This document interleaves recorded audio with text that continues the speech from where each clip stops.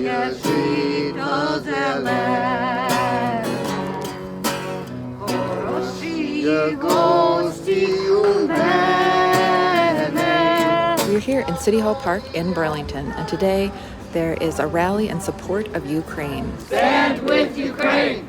Stand with Ukraine! Ukraine was invaded by Russia on February 24th, and today people are showing their support. Because I feel it's important to stand with Ukraine and to try to let as many people as possible know about what's going on. This is from today.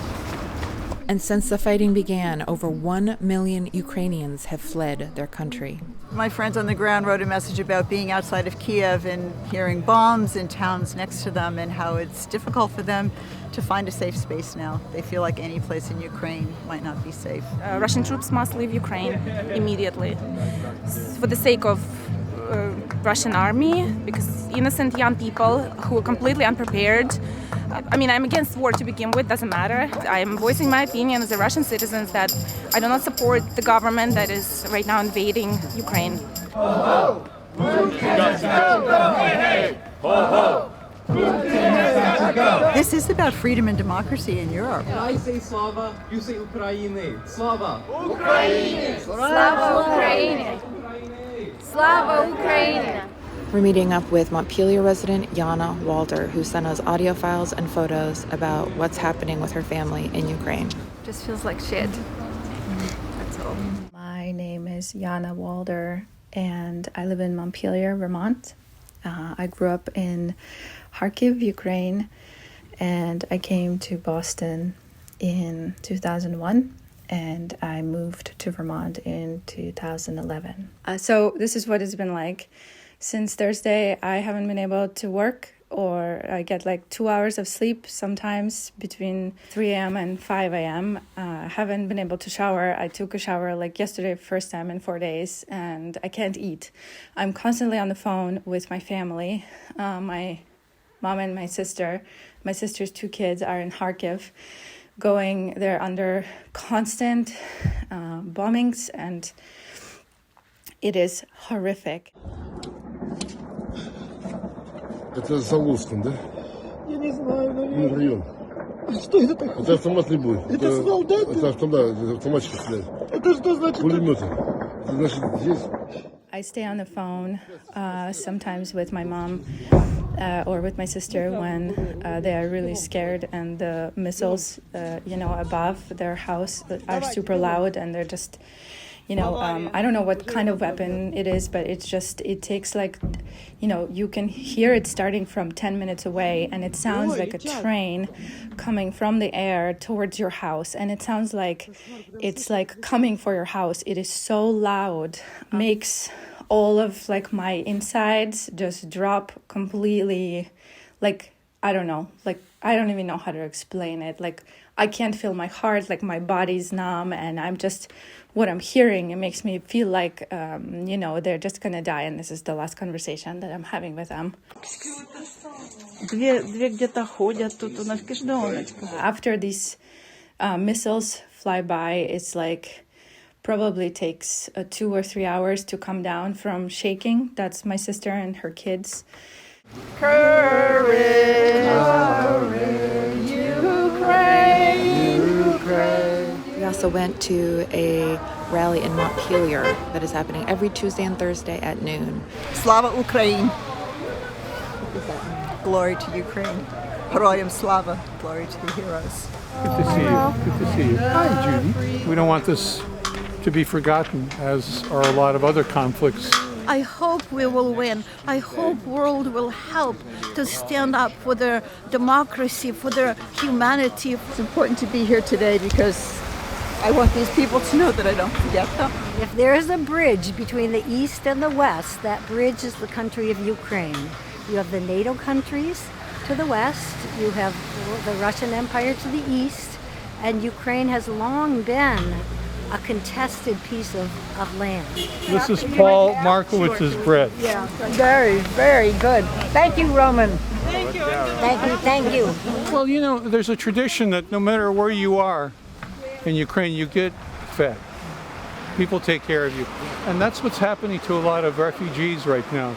how those people in Ukraine now united, how they help each other, how in the basements in the subway they gave the birth, new generation, how they share a piece of bread like this. Remember, Ich bin ein Berliner? We are all Ukrainian. We are all part of the movement to protect democracy. And so Vermont is a small portion of that, but we have a reputation as activists. We are powerful. We are powerful because we together.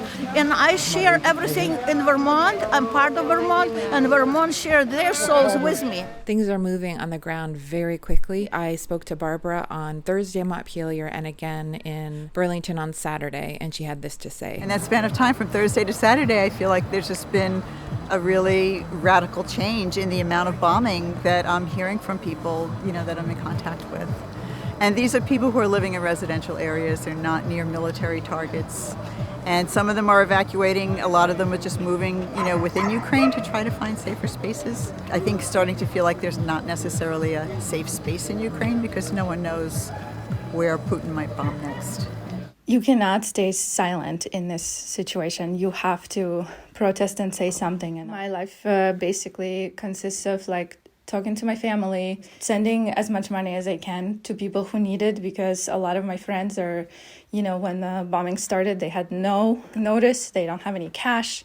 A lot of people left the city with the kids. They're in the middle of nowhere with no money, no place to stay, crossing the border, not having a phone. I mean, shit is crazy.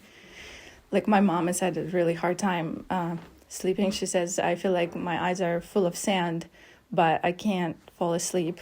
People are dying and whole neighborhoods just eviscerated. It's hard for me to stay connected to real life here because my body's here, but I'm completely there with my family, trying to figure out logistics for getting my sister and her kids out of the city. People are, at this point kind of running out of food. We sent $3,000 yesterday to just deliver, as soon as it's quiet for 45 minutes, the volunteers get into their cars and they deliver to people baby formula and diapers and medications, to disabled, to elderly people, to hospitals, to baby orphanages that haven't gotten, a delivery of food. I was talking online with a lot of my classmates, and I found out that one of our classmates who lives nearby, his house was destroyed. All of my peers are planning on being in Kharkiv with rebuilding efforts to help as much as we can. Everything I have is going to go to the people of Ukraine. Kharkiv is about 60% destroyed at this point, and the situation is very, very, very bad. For the last few days, I've been basically 24/7 on my phone, trying to answer as many people as I can and help coordinate and send money. Larger humanitarian organizations are not able to deliver food and supplies to Kharkiv. I understand that Red Cross is in negotiations with the Russian military to allow their safe passage for their trucks, but as of today, which is Friday, they were stopped and were not allowed to deliver.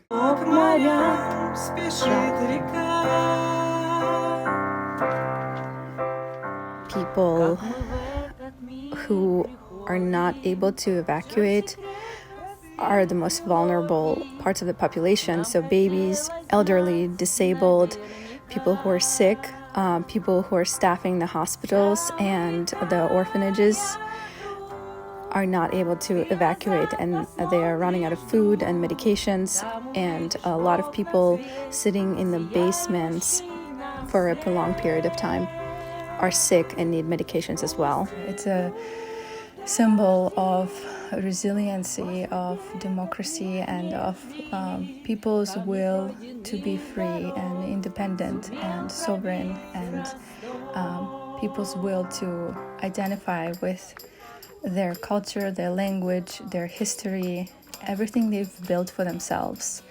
And Ukraine being just in the middle of Europe, she is a beautiful 30-year-old independent woman. And I think right now everyone is looking, and almost the whole future and the whole like attitude of how we see like young democracies rests in what happens in Ukraine. Yana's family has made it safely to the Polish border. Take care, everybody. Тихім шелесті трав.